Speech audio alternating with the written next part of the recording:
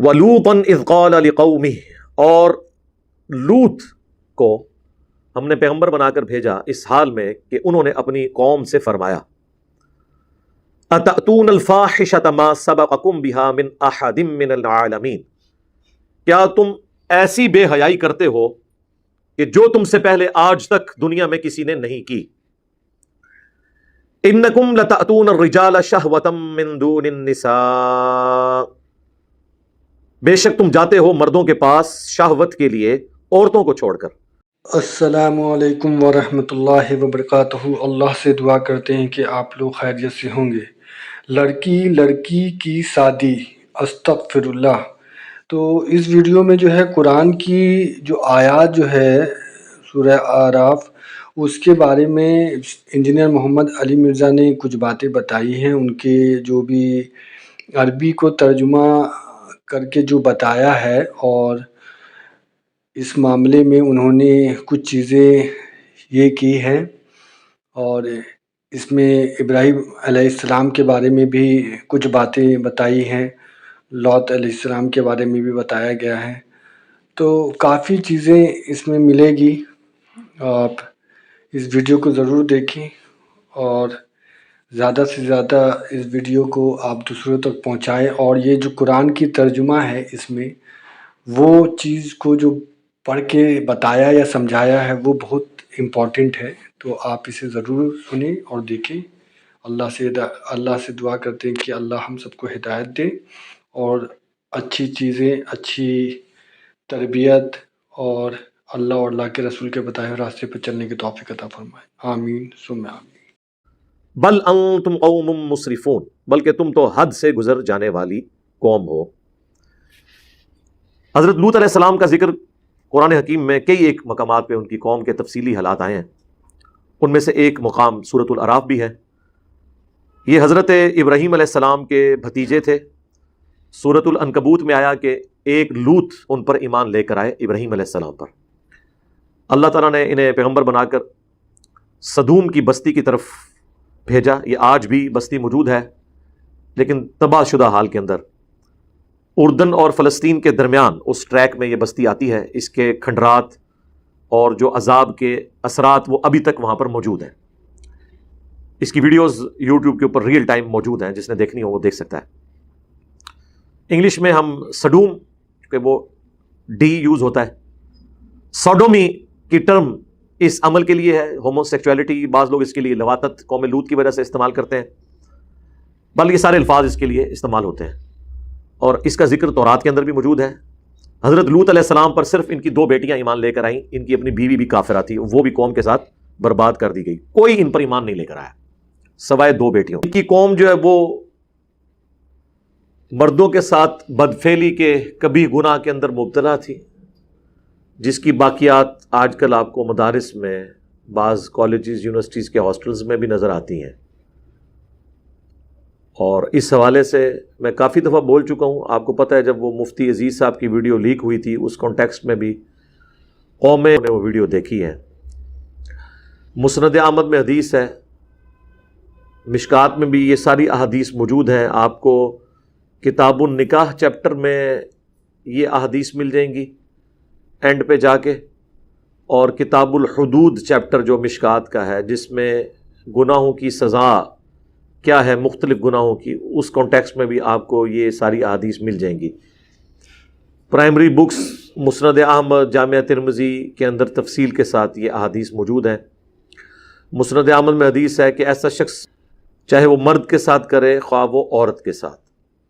اور جامعہ ترمذی کے اندر حدیث موجود ہے کہ اللہ تعالیٰ ایسے شخص کی طرف نظر رحمت نہیں فرماتا جو مرد کے ساتھ اس طرح کا عمل کرے. جامعہ ترمذی اور ابو داؤد کے اندر موجود ہے کہ ایسے لوگوں کی سزا یہ ہے کہ فاعل اور مفعول دونوں کو قتل کر دیا. اور اگر ظاہر ہے کہ بالجبر ہوا ہے تو پھر صرف فاعل کے ساتھ یہ معاملہ کیا جائے گا. ابن عباس کا فتویٰ موجود ہے مصنف ابن ابی شیبہ کے اندر کہ وہ فرمایا کرتے تھے کہ ایسا عمل کرنے والوں کی سزا یہ ہے علاقے کی سب سے اونچی بلڈنگ سے زمین پر پٹخا جائے، مر جائے تو ٹھیک، اور اگر زخمی حالت میں ہو تو پھر پتھر مار مار کر اسے ہلاک کر دیا جائے، یہ اس کی سزا ہے۔ کتنی سخت سزا ہے، آپ اندازہ کریں اس عمل کی۔ اور یہ سزا قرآن سے ہی ڈیٹیکٹ کی گئی ہے۔ آگے اس قوم پر جو اللہ کا عذاب نازل ہوا اس میں بھی یہی تھا کہ اللہ تعالیٰ نے اس پوری بستی کو، فرشتوں کو حکم دیا کہ اسے اٹھائیں اور بلندی سے الٹا کر کے پٹخ دیں، اور اس کے بعد ان پر پتھروں کی بارش ہوئی۔ آج بھی سائنٹیفکلی یہ چیز ثابت ہے کہ وہاں پر ایک آتش فشاں پہاڑ پھٹا تھا جس سے لاوا اور پتھر نکلے تھے، جس سے وہ قوم تباہ کر دی گئی۔ ظاہر ہے وہ اس کی سائنٹیفک ریزن تو ہوتی ہے، اللہ تعالیٰ کی طرف سے جو زلزلے کی شکل میں عذاب آتا ہے یا چنگھاڑ کی شکل میں آتا ہے یا تیز ہوا چلنے کی شکل میں آتا ہے، اس کے لیے کوئی نہ کوئی سائنٹیفک ریزن تو ہوتی ہے، اللہ تعالیٰ ایکٹیویٹ کرتا ہے ان چیزوں کو۔ بہرحال اس چیز کو مانتے ہیں کہ ایک بستی تھی، آج بھی ان کے جو فاسلز ہیں وہاں پہ موجود ہیں۔ ایون جو لوگ گھروں میں ہیں وہ اوندے منہ اسی طریقے سے پڑے ہوئے ہیں، آج بھی اسی حالت میں وہ پتھر بن گئے ہوئے ہیں۔ وہ ساری ویڈیوز اویلیبل ہیں ریئل ٹائم۔ وہ صدوم کی بستی ہے، انگلش میں اس عمل کو سوڈومی کہا جاتا ہے۔ آپ گوگل پہ جا کے لکھیں تو آپ کو وہ قوم صدوم کے بارے میں سب کچھ مل جائے گا، چونکہ یہ تورات کے اندر بھی اس واقعے کا ذکر موجود تھا۔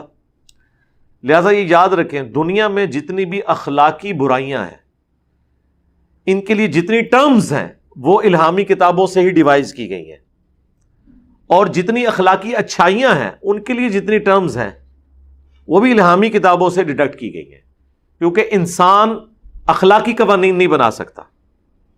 مرد بنائیں گے تو اپنے حقوق کی بات کریں گی، عورتیں بنائیں گے تو اپنے حقوق کی بات کریں گی۔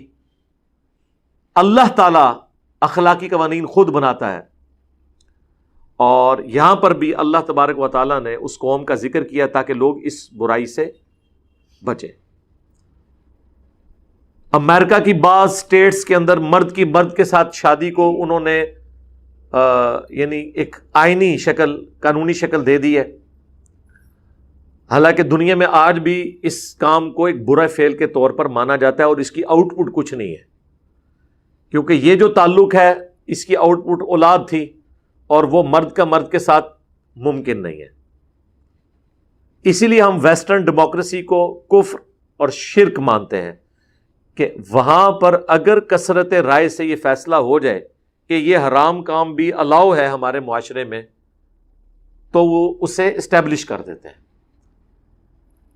اسی وجہ سے ویسٹرن ڈیموکریسی کو کفر کہا جاتا ہے، جبکہ جس ڈیموکریسی کو ہم جائز سمجھتے ہیں وہ قرآن کی روح سے وَأَمْرُهُمْ شُورَى بَيْنَهُمْ، مسلمانوں کا آپس کا جو معاملہ ہے وہ مشورے سے طے پاتا ہے، کثرت رائے سے حلال کے دائرے کے اندر۔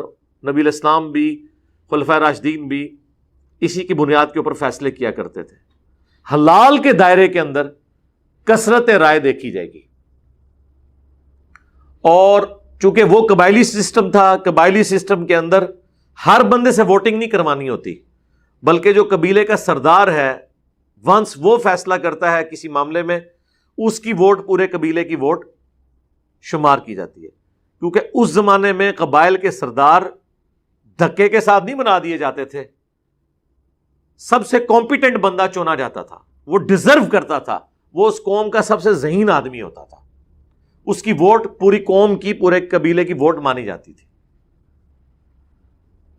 اگر حسین ابن علی نے یزید کی بیعت نہیں کی تو اس سے مراد صرف حسین ابن علی نہیں تھے، پورا قبیلہ بنو ہاشم تھا، کیونکہ وہ اس کی اس وقت سرداری کے اوپر فائز تھے۔